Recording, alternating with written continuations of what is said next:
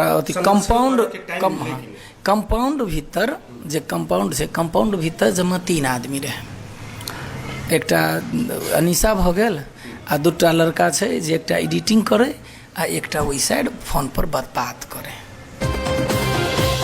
देखियो ई जे कहबे ने हत्या जे कहबे हत्या कह देल गेले तकरा तो बिल्कुल नहीं अपने से विश्वास करे जाओ।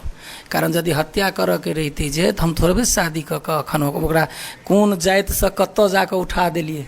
अपना घर परिवार ककरो ने बियाह दान में कथू में नहीं खोजने छी जे सबके बुझल छे। परिवर्तन के ओर हाँ परिवर्तन के ओर गेलिए कत से कत। दर्शक बिन नमस्कार, स्वागत तथा अभिनंदन कर चाहे कार्यक्रम धनुष विशेष में हम अनिल निराला जे आई एक मध्य प्रदेश के और मिथिला के प्रसिद्ध कलाकार मिथिला नहीं और हुनक नाम से मिथिला और मधेश चिन्हाय वाला जे कि जिनका कहे